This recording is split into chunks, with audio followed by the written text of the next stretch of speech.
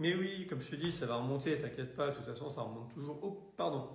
Bonjour à tous, c'est vendredi et c'est donc notre point hebdo sur la semaine éco et marché qui vient de s'écouler. Nous allons parler aujourd'hui de baisse du pétrole, de foot, de ralentissement économique, d'épargne, de Français champions du monde, et d'un fonds action qui tape des records. Allez, c'est vendredi et comme c'est vendredi et c'est parti.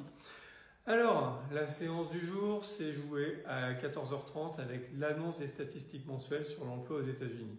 Avec des stats trop solides, on savait que les marchés n'apprécieraient pas, et avec des stats décevantes sur l'emploi, on devinait qu'ils pourraient jubiler et commencer à spéculer tranquillement sur une échéance de baisse des taux. En clair, rien de bien nouveau. Résultat, le CAC 40 signe une nouvelle semaine dans le rouge, mais réagit vers 16h30 grâce aux valeurs bancaires comme Crédit Agricole par exemple, qui pourraient profiter de l'impact d'une nouvelle hausse de taux. Du coup, nous avons bénéficié d'un petit rebond de 0,88% malgré la remontée en flèche des rendements obligataires à la suite du rapport mensuel sur l'emploi aux États-Unis qui est toujours vigoureux. L'emploi, bien sûr, pas le rapport. La semaine se termine donc à 7060 points et repasse ainsi les 7000 points qu'on ne pensait pas revoir aussi vite. Du côté de l'inflation, on devait aller vers de bonnes surprises et vers une accélération de la baisse car le pétrole est en forte baisse sur la semaine, ce qui est logique du fait que l'économie est en train de ralentir un peu partout dans le monde, comme nous l'avions d'ailleurs écrit et prévu et annoncé dans ces vidéos. Donc si l'économie ralentit, on consomme moins et du coup la stratégie de l'Arabie Saoudite de réduire la production pour faire monter les prix commence à être contre-productive car les producteurs de pétrole ont besoin de flux financiers et s'ils produisent moins et qu'ils maintiennent leurs prix, mais que ça consomme moins, ils vont moins gagner et la Russie par exemple aura moins d'argent pour financer sa guerre. Donc, on devrait voir la baisse des cours se poursuivre et la production augmenter pour au moins maintenir les flux financiers tels qu'ils sont aujourd'hui. De là à voir le prix de l'essence baisser à la pompe chez nous en France, nous n'y sommes pas tout à fait encore, mais c'est mieux de voir les courbes aller dans ce sens-là. Et c'est plutôt bien pour les marchés actions d'ailleurs. Et puis d'autre part, les ventes de pétrole vont probablement permettre à l'Arabie Saoudite d'organiser le mondial de foot en 2034, champion du monde. Autre point important lié à l'emploi US, je parle toujours d'inflation, les salaires progressent moins fortement qu'attendu outre-Atlantique, ce qui n'inquiète pas les investisseurs d'un risque d'inflation de second tour pour le moment.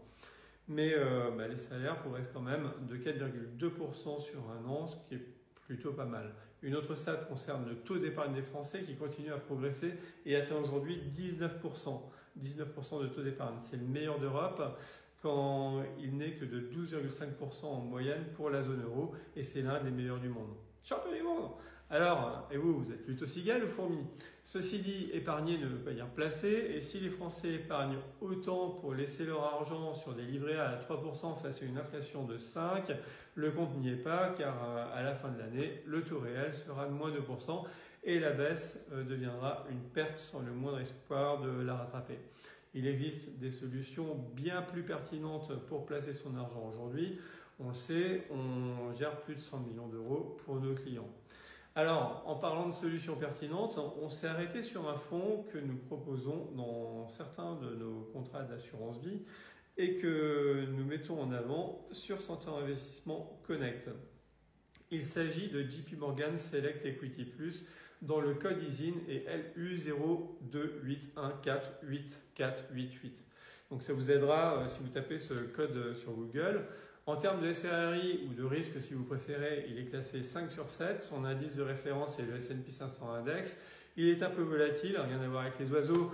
Je parle de ses couloirs de hausse et de baisse, mais il réalise plus 12,42 en 2020, l'année Covid, plus 38,37 en 2021 et moins 15,92 en 2022, l'année d'inflation.